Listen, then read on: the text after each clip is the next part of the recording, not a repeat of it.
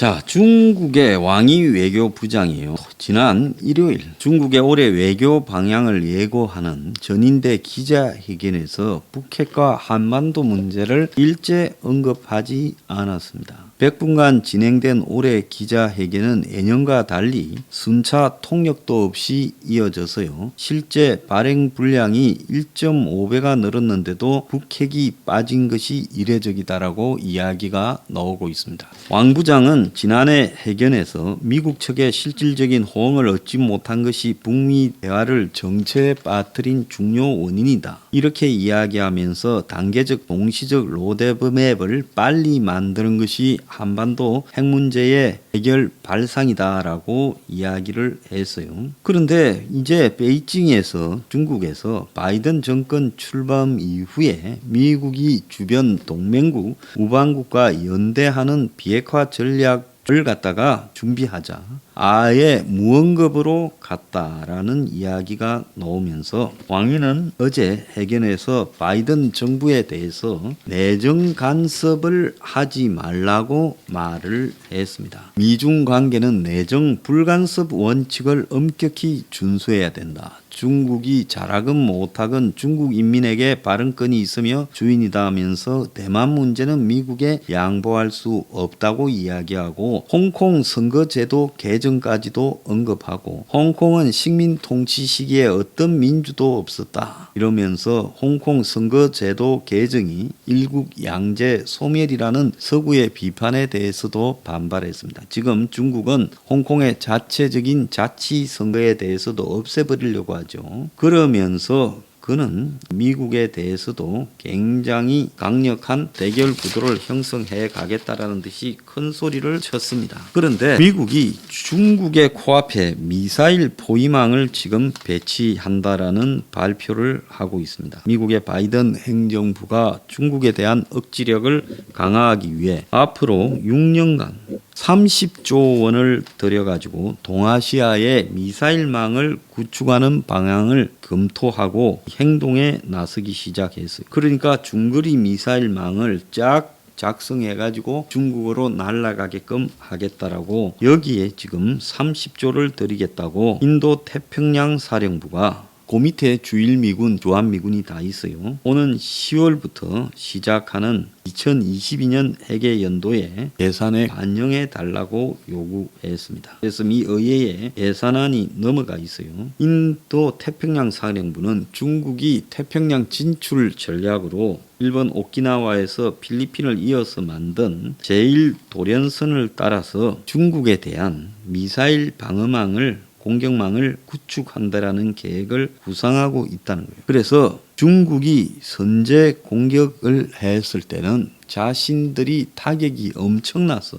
아예 그걸 포기하게 만드는 것이 목적이라면서 오키나와 필리핀 등으로 이어지는 제1도련선에 대한 정밀 공격 네트워크 구축을 해서 유사시의 지상 배치 미사일로 미국에서 중국을 타격할 것이고 거기에는 핵탄두를 탑재하는 것을 공식적으로는 부인하고 재래식 탄두라고 말을 하지만 결국은 핵탄두가 탑재될 것이라는 분석도 있고 일본은 이런 대중 미사일 포위망 구축을 지금 적극 환영하고 있어요. 그래서 일본에는 주일미군이 주둔하니 중국을 사정권에 두는 미사일 무기는 보유하고 있지 않지만은 앞으로는 일본에도 대중 미사일망 구축을 할 것이다라고 예상되고 있습니다. 이렇게 될 때 한국에도 여기 참여하라고 요구할 거고 결국은 17일 날 이후에 일본 들러서 한국에 오는 미국의 오스틴 국방장관이나 블링컨 장관이 이 문제를 요구할 수 있다.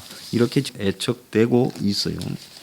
그래서 미국이 본격적으로 중국에 대한 군사 압박에 나서서 이제 중국의 산부를 한국이 약속했지요. 문 정권 들어서 2017년 문이 12월입니까? 중국에 가기 전에 한국 국회에서 답변하게 함으로써 중국에 공식적으로 지금 산불 정책을 확인하게 해줬어요. 사드 불추가하고 미국의 미사일 방어망에 불참하고 한미일 군사 동맹에 불참하겠다 했는데 이달 중순에 오는 미 국무국방이 방한을 해서 한국의 중국 포위 미사일망을 우리가 구축할 건데 너네들도 그걸 갖다 놔라. 요렇게 할 거고, 아마 중국은 한국 사드 때 경제적 압력을 넣은 것보다 훨씬 강력하게 반발을 할 건데, 미국의 국방부 차관 지명자가 매우 의미심장한 이야기를 했습니다. 주한미군 28,500명이 마법의 숫자가 아니다. 감축도 가능하다라고 말을 했습니다. 그런데 콜린 칼이라고요, 미국 국방부 정책 담당 차관 지명자가 미 상원 군사위원회 인준 청문회에 제출한 답변서에서요, 북한의 핵 확산을 막기 위해 강력한 제재를 계속해야 된다. 이 사람은 미국 서열 3위 자리 인준을 통과하면 되는 사람입니다. 그런데 그 사람이 전시작전권 전환과 관련해서 지름길로 가면 안 된다. 정해놓은 3단계 검증에 따라 신중하게 가야 된다라고 말을 하며, 전작권 전환은 합동 방어 태세를 강화하는 쪽으로 가야 되는데, 그런데 이게 정확하게 검증되지 않고 해주면 안 된다라고 이야기를 하며, 한미 동맹에 대해서도 숫자에 얽히는 게 아니라 공통 가치와 유대의 기반을 둔 동맹 관계에 따라 갈 수 있다라고 말을 하면서, 마법의 숫자나 특정 역량에